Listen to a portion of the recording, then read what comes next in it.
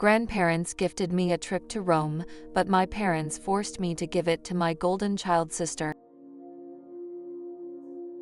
She crashed her cab on the way to the airport, so I stole the ticket back and went anyway. Hey, so I 18 was recently given an international trip to Rome and a check to cover my expenses there by my paternal grandparents on my birthday.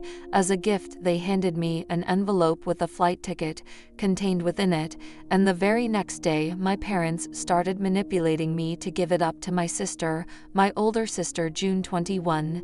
Is the golden child of the family. In case you guys haven't figured it out by now, my parents started telling me that June is an architecture major, so a trip to Rome could be just what she needed during her vacation to improve her understanding and get to see better architectural designs in person.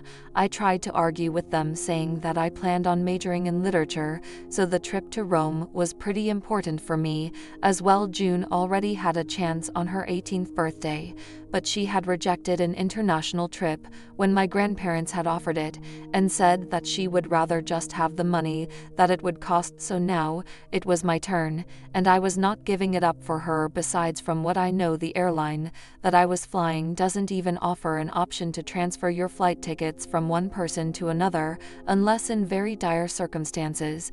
But they told me not to worry about that, they just needed the ticket, and then they would figure out a way ahead on their own. This argument carried on for several days after my birthday, and it's been 2 weeks since my birthday, so eventually I just gave in and told them that they were free to do whatever they wanted. It was not because I wanted to give up the international trip. I was actually really looking forward to it, but it didn't seem worth it to keep fighting with them, and I knew that they would not give up until I agreed to their terms, and they had pretty much started emotionally blackmailing me, bringing up everything that they had done for me, and in return, they were only asking me for a little favor. I thought it was really unfair of them, and initially I argued with them, but a couple of days back, they made a remark out of frustration, saying that they did not want the trip to go to waste, and I found it very hurtful. They tried to backpedal pretty quickly, but they had already said it, so apparently they believed that if I went on the trip, it would be wasted, but if June did, it would mean something. My parents tried to make it seem like they had only made this statement because June had already graduated and a trip to Rome with good on her resume.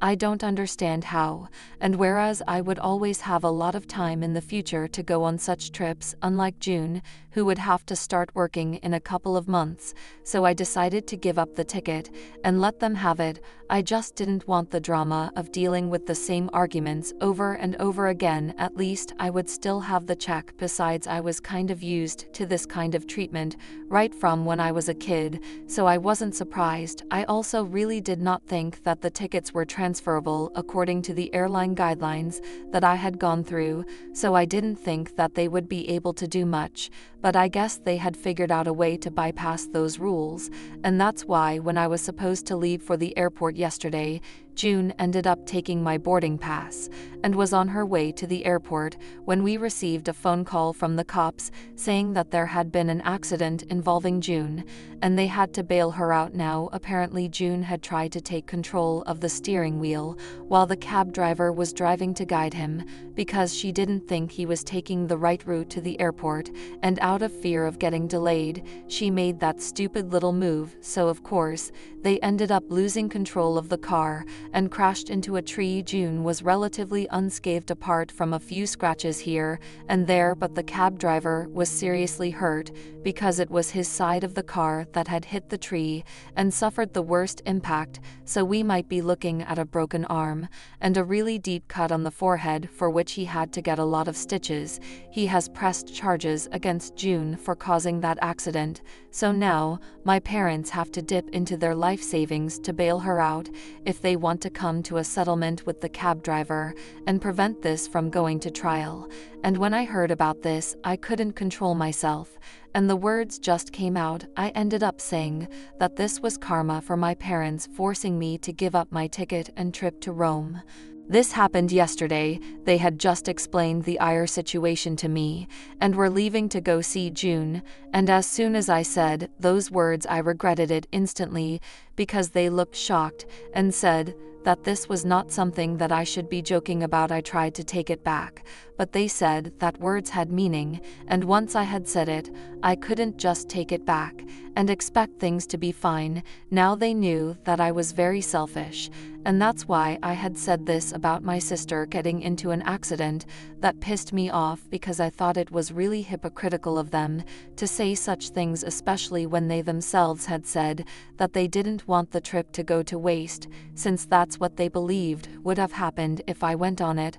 I brought that up, but they told me that they were not even going to dignify that with a response after the remark that I had made, and then left to go see June at the hospital. At that point, I was really pissed off, so as a spur of the moment decision, I decided to get a cab and head to June as well, because it suddenly occurred to me that I was throwing away this trip for no reason, because no matter what I did, my family would never value me or appreciate me. Might as well have them hate me and live my life the way I want. I quickly packed a small bag with my essentials and some clothes. Then I got my ride, followed them in the cab, and once we were at the hospital, my parents and I almost showed up within minutes of each other on the floor where the cab driver was, and June was still talking to the cops and trying to explain how none of this was her fault, even though it totally was. But I was not there to talk to her. I went up to her and asked her if she still had the boarding pass, and she looked very confused and disoriented, so I just grabbed her purse and started looking through it myself, and when I found the boarding pass, I just grabbed it and made a run for it back to the cab, leaving everybody confused. Then I headed to the airport, and thankfully, I was able to make it just in the nick of time. I boarded my flight, and then I was off to Rome. I didn't check my phone for any calls and messages until I landed here, and only a couple of hours ago did I find out exactly how pissed my family is at me. My parents obviously think that I had been extremely insensitive because June had just been in a terrible accident that she herself had caused, but they seemed to gloss over that fact every time, and all I cared about was my trip. And June is pissed because she thinks that I stole this opportunity from her, even though it was she who stole this from me in the first place.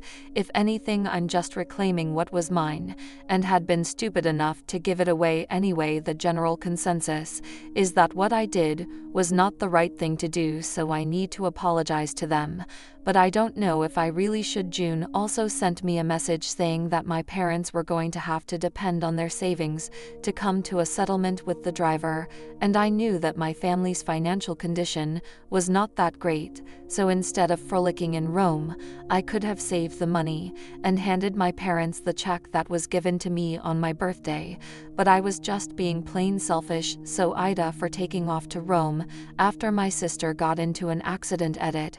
Hi, so there are a lot of questions that people have, and I'll answer them so it's easier for you guys to understand the situation. First and foremost, what was up with the boarding pass? Well, I really don't think that my parents or June were able to figure out a way to bypass the rules about the transfer of tickets from one person to another.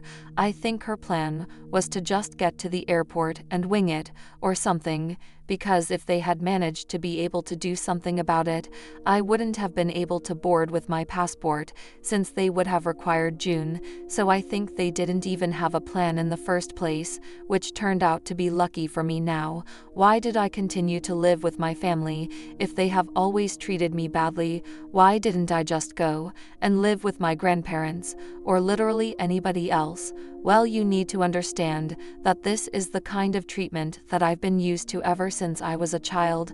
I'm not saying that it makes it fine all of a sudden, but my parents' preference for my sister used to make me feel like I needed to do better to win them over, not that they should have treated me better. In any case, it was a strange and self-sacrificial way of thinking.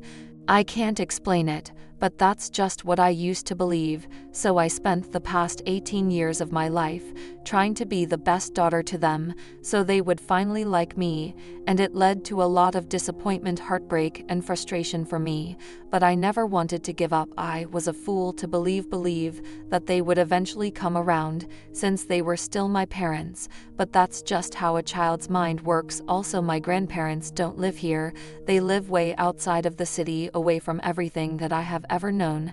I didn't want to change my lifestyle, even though it had occurred to me many times that I would be better off living with them. They also don't know how my parents treat me.